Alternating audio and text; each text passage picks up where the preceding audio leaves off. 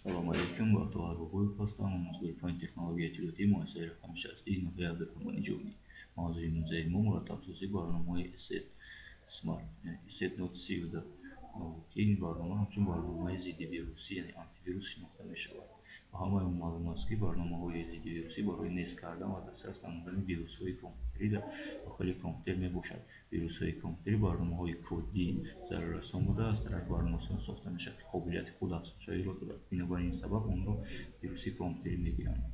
ویروس‌های کامپیوتری تقریباً سال 1986 پس از پیدایش ویروسی پرایم بیشتر پخش شده‌اند. برنامه ESET-32 سال 1987 از طرف شرکت ESET ساخته و استفاده داده شده است. ما نشونه برنامه را داریم. طرف راستی موشک установить.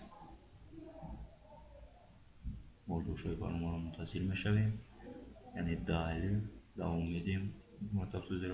Я принимаю условия лицензионного соглашения. Далее обычный.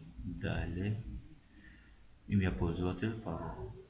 استفاده کنندگان بعضی حالت‌های میشد که обновление اون ندارند، یعنی که با پرقدرت به مخصوص جزدانی هست که اگر که اون نداشته باشند انتخاب میکنند. установить параметры обновления позже.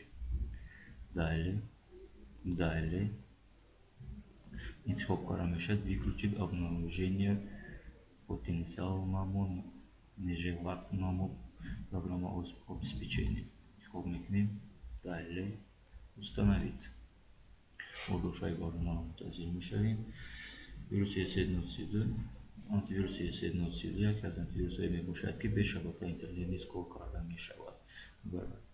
از همه آنتیویروسی بهترین، یعنی که برنامه ضد ویروسی بهترین این کاسپرسکی میباشد که از طرف یوگنی کاسپرسکی ساخته شده است، اما کاری او بیشتر با شبکه اینترنت قوت کرده میشود. برای این سبب که ما دائما در شبکه اینترنت پیوست نیستیم، ما انتخاب نمودیم برنامه ESET Smart Node 32. نشانه برنامه علاقه در میزیکوری پانل مسئله های نیست. بنابر سرکنال رو استعمال کنیم که بیشتر مرتب ساختگی نبودیم و برای معین نمودن نیست. طرف راستیم شد در ویدیو خود جزدان میبینیم نیست. نشانه فونکسیون فایل نیز نداریم ما در اینجا. نشانه برنامه رو نداریم. ما برنامه ما علاقه مرتب شد، завершит. منتظر میشیم تا روزانه پیدا شود. ما این روزانه اول درجه برنامه ESET-32 است و خودی نشانه برنامه نیست. در حالت کاری در پنل مسائل ما پیدا شد. یک مرتبه خود جزدان رو میکنیم. برنامه را پیدا شد. решение функции ESET очистит файл. پخش میکنیم چک میشه.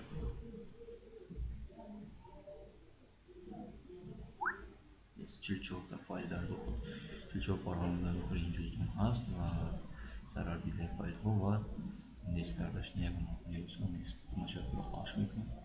آن پس از اونی که مثال بر حالت‌های میشود که ESET-32 ما ESET Smart آنتیویروسی ما یا برنامه ویروسی ما در حالت کاری چشمک کبوت است. وقتی که مثال میگیم обновление فایل کاری او که انجام رسید این رنگی سرخ رو میگیرد و برای رنگی رو باز برقرار نمودن، یعنی که قوت نمودن، ما باید از شبکه اینترنت جزدان‌های مخصوص برای قوت کردن که обновление ESET-32 رو دسترس نماییم.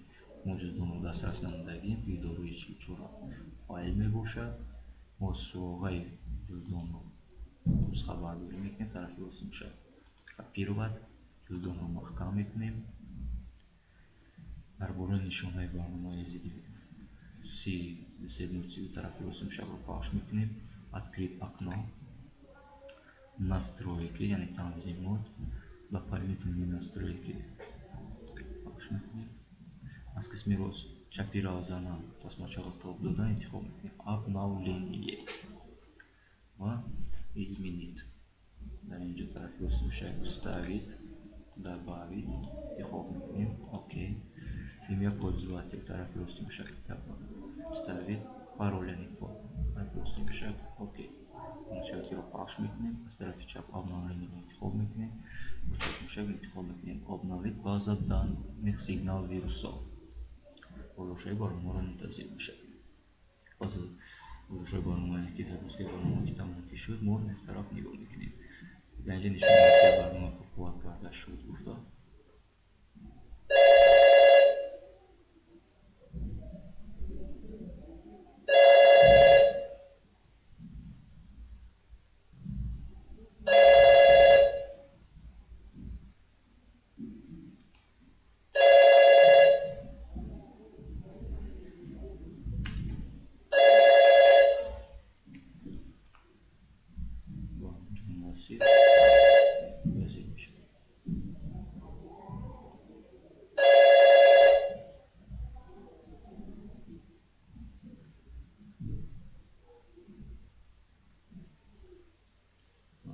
Сигнал вирусов успешно обновлен. Тарих вирус. Бюджет пропашникни. Год барномаи аз муратабсози барномаи антивируси сигналсиёвӣ ва пурқувваткунии обновикунӣ бо шуморидан мақталабҳои фонфлоидфайн технологияи сери рақами 61 монҷоӣ. Агар ки шумо дар рави шумо бо ягон мушкилиҳое бо барномаи кории компютер дард мондед, ба рақамҳои телефони зери метавонед муроҷиат кунед ва мо низ дарсҳои махсусро ҳамчун видеоурокҳо дарсҳои видеоӣ ба шумо пешниҳод карда метавонем. Рақами телефони 88 415 315. Саломат бошед. Ба шумо будам Бахтиёр Бобоев.